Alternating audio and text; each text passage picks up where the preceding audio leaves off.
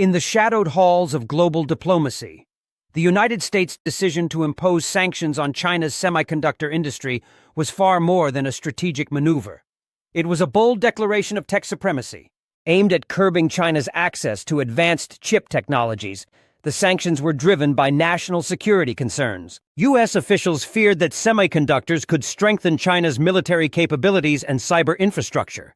As U.S. Secretary of Commerce Gina Raimondo stated, limiting China's access to these crucial technologies was vital to protecting U.S. national security interests. Semiconductors are the backbone of everything from smartphones to AI systems. By restricting China's ability to acquire advanced chips, the U.S. hoped to stifle its technological growth.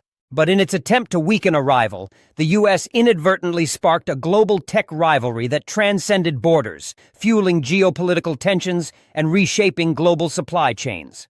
In 2021, China imported $432 billion worth of semiconductors, a reflection of its heavy dependence on foreign suppliers. But by the end of 2023, this figure had plummeted to approximately $230 billion, signaling a dramatic shift towards self-sufficiency.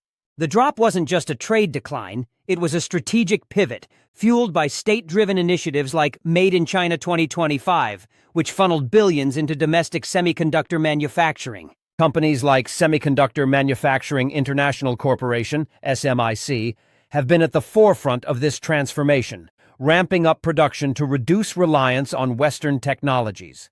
Recent reports from the Financial Times have highlighted a significant increase in China's chip self-sufficiency rate, reflecting a strategic shift to bolster its domestic semiconductor industry. This rapid progress marks a turning point, but what does it mean for industries reliant on Western suppliers? And more importantly, what does it mean for global trade? Is China's ambition reshaping the semiconductor industry, or is it isolating itself? Stick around as we explore the broader consequences, including how U.S. companies are being impacted. If you thought Huawei's fall from grace following U.S. sanctions marked the end of its story, think again. In 2023, Huawei unveiled its Mate 60 Pro smartphone, powered by a domestically produced 7nm Kirin chip. This achievement stunned industry experts who doubted China's ability to advance so quickly under sanctions. Additionally, Huawei's 5G base stations, built entirely with Chinese-made components, have become a cornerstone of the country's digital infrastructure. These innovations underscore how sanctions, once a barrier, have become a catalyst for progress. Industry analyst Dan Hutcherson from Tech Insights remarked that this is a clear signal that China's tech resilience is far stronger than anticipated. These milestones aren't just technological feats, they're declarations of independence. Consumers in China are already reaping the rewards with lower costs for 5G-enabled devices and improved access to cutting-edge technology. Meanwhile, global markets are grappling with increasing competition from these affordable alternatives. The rise of Chinese-made processors like the Longson series is shaking up critical industries, from AI to aerospace. These chips are now embedded in supercomputing platforms and defense systems, challenging the assumption that only Western technologies dominate these advanced fields. A Reuters report from October 2023 highlighted how Chinese firms are using domestic chips to power industrial robotics and autonomous vehicles, two sectors traditionally dominated by the U.S. SMIC's production of 7nm semiconductors has disrupted markets, allowing China to sidestep export bans while making strides in areas like quantum computing. But will these advancements improve global accessibility, or will they further entrench competition between tech giants? Intel's Q3 2023 earnings showed a sharp decline in revenue, with sales to China dropping by 27% compared to the previous year. Similarly, Texas Instruments, a major supplier of analog chips, reported a $2.3 billion shortfall, largely due to reduced demand from Chinese. The ripple effects of this downturn are felt not just by these companies, but across the broader tech ecosystem.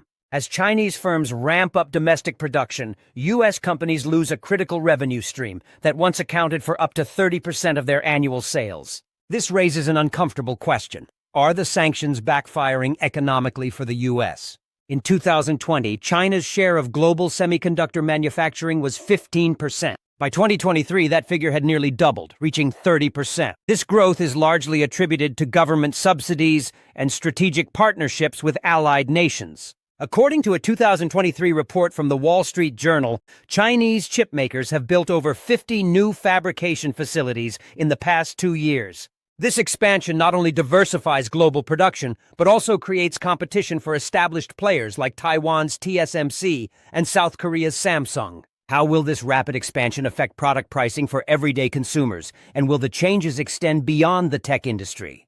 The U.S. sanctions have also had an unexpected casualty: South Korea's chip industry. Companies like Samsung and SK Hynix, which rely heavily on exports to China, are now facing reduced market access.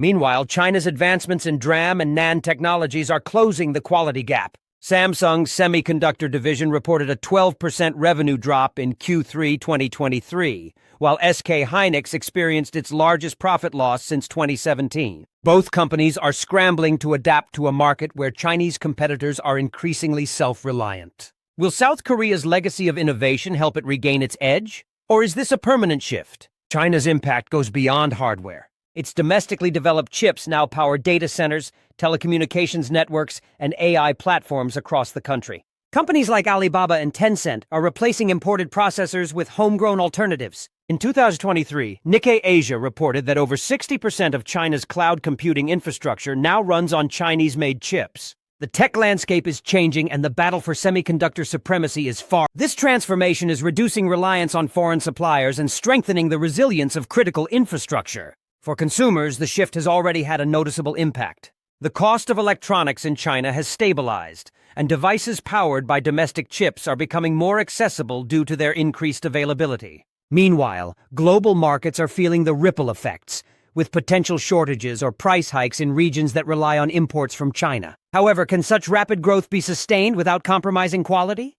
SMIC and YMTC, two key players in the semiconductor space, are reshaping the global market. SMIC's ability to produce advanced chips, such as 7nm nodes, is a direct response to U.S. export controls, while YMTC's 232-layer NAND flash memory is revolutionizing the capabilities of consumer electronics. According to The Economist, these companies aren't just catching up, they're setting new performance and efficiency benchmarks.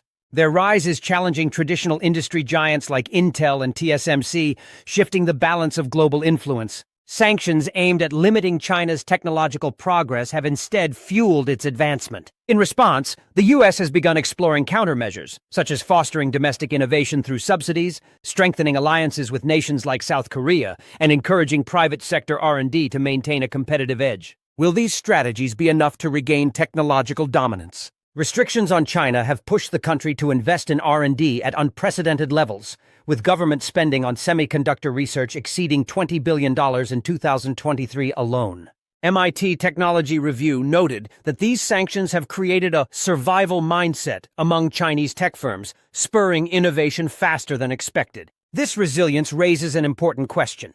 Have U.S. policies inadvertently equipped China to outpace its rivals? China's position as the world's largest chip purchaser gives it unparalleled leverage over global supply chains. In 2023, Chinese companies accounted for 38% of global chip demand.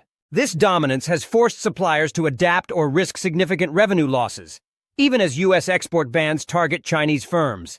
Global suppliers like ASML and Applied Materials are grappling with how to balance compliance with their economic interests. What happens when China wields its purchasing power to rewrite the rules of global trade? YMTC's success in mass-producing 232-layer NAND flash memory marks a pivotal moment in memory technology.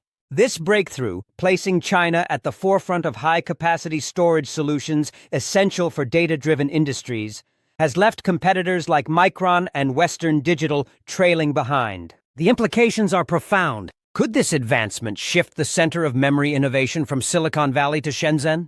China's growing semiconductor self-sufficiency is altering global power dynamics. By securing tech independence, China not only reduces its vulnerability to sanctions, but also enhances its bargaining power in international relations. Experts like Chris Miller, author of Chip War, argue that China's semiconductor progress is a geopolitical game-changer.